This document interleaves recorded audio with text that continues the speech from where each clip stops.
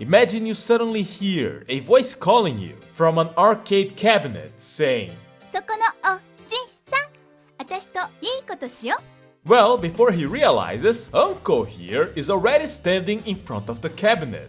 This is the 17-year-old high school girl called Tomomi, who has become very popular lately. But as the screen changes, other characters start appearing. We also have the 18-year-old Maiko called Maiko. Maiko being an apprentice geisha. そこの旦那はん、寄っていかはらしまへんか？ She speaks in a Kyoto dialect, which is taught to Maikos. Next, you have the hot-blooded 48-year-old fisherman called Bunta. おお、そこの若いの、わしと勝負していかんかい。 And lastly, you have this squishy thing, a 3-year-old cat called Tama. 僕と勝負していくにゃ。 This is an arcade game called Janken game Acchi Muite, released in 1996 by Data East, which gained recent popularity through the YouTube algorithm when the video just named Janken, posted in August of 2025, started being recommended en masse. And the game was further spread by Twitter reuploads, garnering millions of views. This is a simple rock paper scissors game with a custom control scheme. The arcade cabinet came with a lever which had 2 buttons. If you pressed both buttons, you would have a grip as if you were throwing rock. If you press only the lower button, you would have a grip as if you were throwing scissors. And if you didn't press either, your grip would be loose as if you were throwing paper. However, of course, there is the Acchi Muite Hoi segment. Acchi Muite means look over there, and the Hoi is kind of let's go! It's when the winner of the rock paper scissors points into a direction and the loser turns his face at the same time, trying to avoid looking into the same direction. Both pointing and turning in this game are controlled by turning the custom lever. And the game is repeated until the bar on the top is filled or the time runs out. The player can choose to not look at any direction, but then they're penalized by the game, which becomes slower, meaning less rounds happen within the time given, meaning a lower chance to win the round. If you win, your opponent acknowledges their loss. マジ？超最低。私。召喚かい。次はわしが勝負じゃ。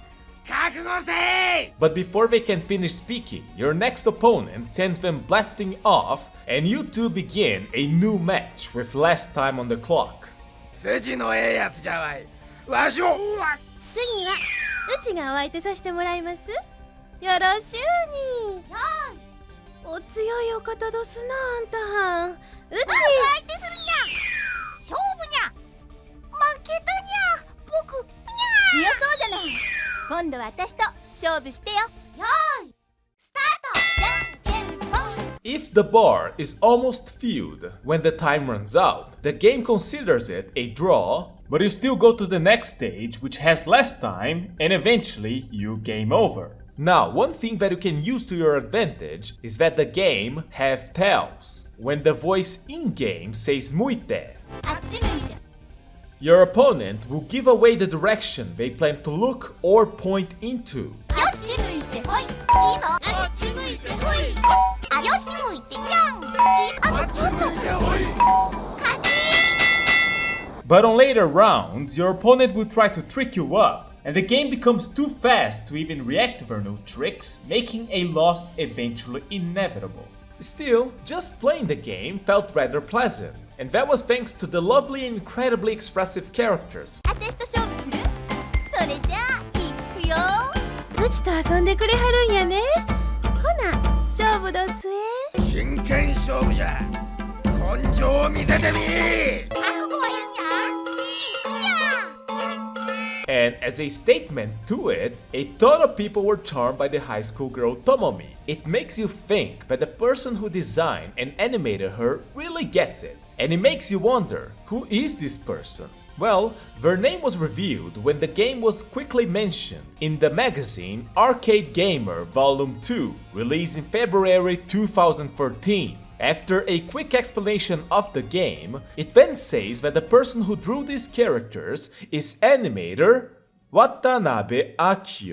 Besides his works as animator and animation director, at a glance he's more well known for his character designs. The Monogatari series, the Grisaya series, the anime, for the game too, but not all of the characters, the 2020 Higurashi series, The Road God Only Knows, the Soul Taker / Nurse Witch Komuki, hell, I'm going to throw in Etotama as well because I really like that one. Yes, it was that Watanabe Akio who was very surprised and wondering why his friends were asking him about this thing he worked on 30 years ago all of a sudden. GameSpark did an interview with him where he revealed some information about this game.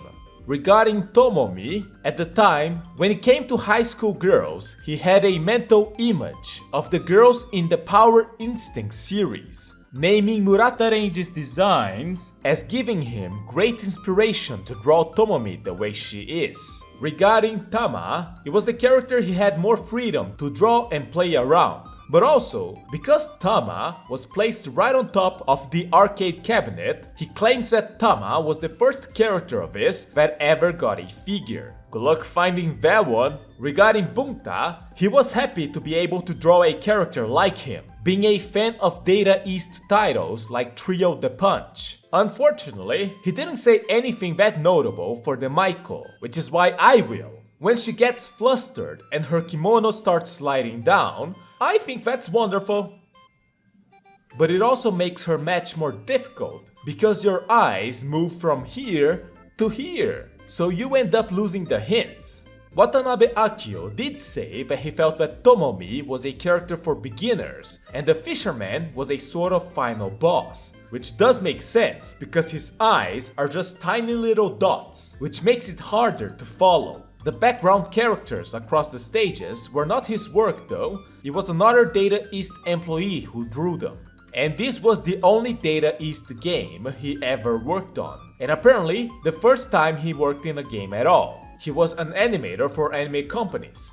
There was going to be a female character only fighting game by Data East, but it was cancelled. The person in charge later introduced Akio to Toshiba EMI and Tonkin House, where he managed to find work making consumer games as a character designer for Gauge. So regarding the machine itself, it wasn't just the game, it was a prize machine. According to the setup menus for the person who owns the machine, in a game over, the machine could be set to give out nothing or to give out what they call a card. If you turn pamphlets promoting sales for the cabinet of Janken game Acchi Muite around, there was also an announcement saying that Data East planned to release stickers, with the first batch of stickers featuring characters from the game Magical Drop 2, another Data East arcade game that was released and actually advertised at about the same time as Janken game Acchi Muite. The character on the setup menu is the Magical Drop character called Star. On the Game Machine magazine, they mentioned the machine gave out cards, but later they would use the word for sticker, so it seems safe to say that Data East was hoping to sell those stickers as well to be given out as prizes. If you beat your first opponent, when you get a game over, you're given a mini game for the chance of an extra prize. Of course, this just gives the player the illusion of choice, because the payout rate is set by the owner of the machine, and by default, it's set at a lovely 10% payout rate. However, if the player was given the win, they would get 1 or 2 more cards, nothing if the owner is feeling stingy, or a 75mm capsule, as is stated on the Game Machine magazine, a capsule which was likely filled with candy. Unfortunately for the people emulating it, 係員をお呼びください。 they'll just get a screen asking the player to call an employee because the machine is out of capsules. So the question is, how did the machine do? Well, it was normally advertised around. I find it a bit funny that suddenly the advertisements added in small letters Acchi Muite is a registered trademark by Banpresto. And it might be because Banpresto had an Ampanman Acchi Muite machine released in 1992. But this is just a digression. Data East took a few machines to AOU Amusement Expo 1996, alongside Magical Drop 2, Skullfang, Mouseken Ojama The World, and 007 Golden Eye, the pinball one. People were able to play Acchi Muite there, and this is honestly the only picture I could find of people playing with the machine. And a little later, in the end of April, they started selling the cabinet at 680,000 yen, which was about $6,400 at the time, which is about $13,000 currently? It might be. The sale was mentioned in the Game Machine magazine for about 1.5 to 2 months, and it was gone. According to Watanabe Akio, he played the game twice, at Data East's building and at a game center in Ikebukuro. But it ended up that the machine didn't meet regulations because of giving out candy as prizes. So Data East had to shelve the machines they had, and only many years later, they sold it wholesale to provincial inns. Because it didn't have a proper release, he was happy that people ended up being able to see his work. Data East would soon later leave the arcade market due to financial issues and would eventually file for bankruptcy a few years later. So, how did we end up here? Well, circumstances make this an extremely rare game, but ultimately it did end up coming out, which means it existed. There were very little people here and there claiming to have played it, and one rather detailed Yahoo Answers post in 2012, reminiscing it at a time you couldn't even find a picture of it online. The cabinets are probably long gone, but the circuit board for the game ended up popping on Yahoo Auctions in October of 2019, which was sold for 45,500 yen, about $420, and it became emulatable in September 30, 2020 in MAME 0.225, a year after that auction. The people responsible for this are a group called the Dumping Union, a group of people who aims to preserve old arcade game data. That we ended up here being able to see this extremely cute girl from this extremely rare game is a result of earnest game preservation by a good number of people. And then there's the people who managed to make the game playable in the first place. And then we have the people who posted gameplay, which was spread around by the whims of the algorithm, which ended up with you watching this video. That's the flow of life, I guess. I don't have a good way to finish this. Before I close things up, I would like to give a few comments on some details of the game. When you start your match with Tomomi, she spins and does a pose. It is not confirmed, but apparently this pose is apparently called a Kyain pose, which is a signature pose of the comedy duo Kyain, formed in 1991, who are still active to this day. I've seen people saying this pose was popular at the time, so she wasn't just randomly acting cute for the sake of it, she's just an energetic girl making a reference to some comedians she like. Also, very important, when the next opponent appears shoving her out of the way, you get a peek of her camisole. Very important, how wonderful. Anyways, on every stage, the background elements play Acchi Muite along your opponent. But the element that interests me the most is on the Maiko stage, the fire on the mountain. That is called Gozan no Okuribi, the ceremonial bonfires of the 5 mountains. It happens at the culmination of the Obon festival, where giant bonfires are lit on mountains surrounding Kyoto, and this one is on the shape of the kanji big. However, in the game, there's a little extra line on the upper right corner, making it the kanji for dog. This is a reference to a local story where around the 60s or 70s, someone pulled this off as a prank. However, in my research to find if it was true or not, I only found people claiming they could not find proof it actually happened. So this is urban legend. Well, I don't think there's much more to say about Janken game Acchi Muite. If you enjoy my videos, please consider supporting me on Patreon. But if you want to support something else, the Dumping Union accepts donations for the sake of game preservation. That might be more interesting to you. I would like to thank all of my patrons now.